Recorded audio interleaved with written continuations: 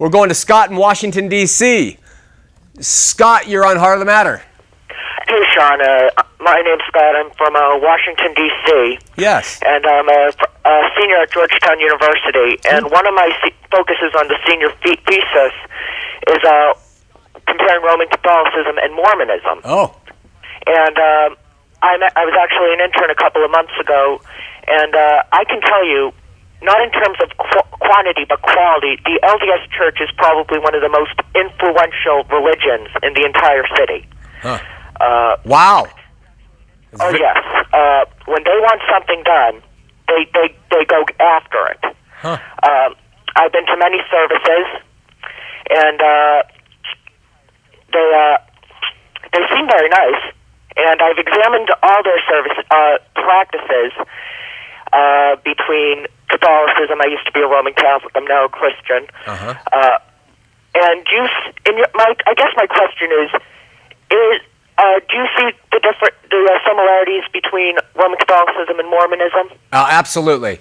A lot of similarities between the legalism, between the doctrines, between a kind of some twists on what the Bible teaches regarding Mariology and the Eucharist and all these different rituals and rites. The Mormons have a lot of that too. I also see a lot of parallels between Islam and Mormonism.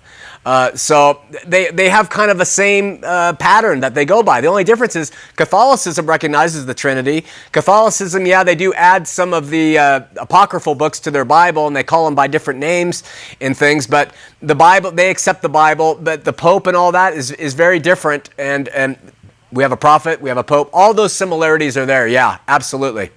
Hey, your call is really timely because we're talking about LDS influence in Washington, D.C., and you made a comment that they're all very nice. And, I concur with you.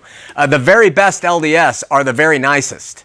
And, yes. And as a matter of fact, I went to a ward with my good friend, I'll just call him Brother Rowberry, and I went to the same ward that Harry Reid goes to. Oh, really? Yes. Does he ever bear his testimony? What? Very nice gentleman. Yeah. Well, can you hear me? I can.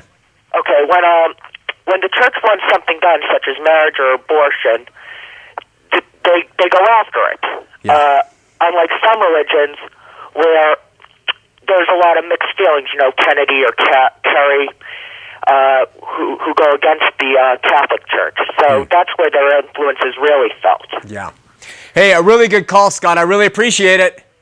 Okay, talk to you soon. Thanks. Bye-bye. Bye-bye. Want to make a point about the political influence. Listen, people will say, well, what do you think is going to happen to the Mormons? Are they all going to hell and this and that? And my standard response is, first, I don't make that judgment. I have no idea what happens with an individual's life. Mormon doctrine, definitely hellacious. But what happens to an individual, I don't know. But I will say, if they go as an active, faithful, believing Mormon and they come to know Jesus somewhere along the line and they don't leave it or whatever, they are going to be surprised, and they have their reward on this earth. This is their reward. They believed in bringing heaven down to earth and making it a utopia, and I believe they have their reward because everything is for the now. And in the traditional Mormon heart, very little is done because they just are sold out to Jesus. It's more done out of duty and a hope for future blessings. I know that might upset some LDS, but I believe that's generally the way it goes. Hope that makes sense. We're going to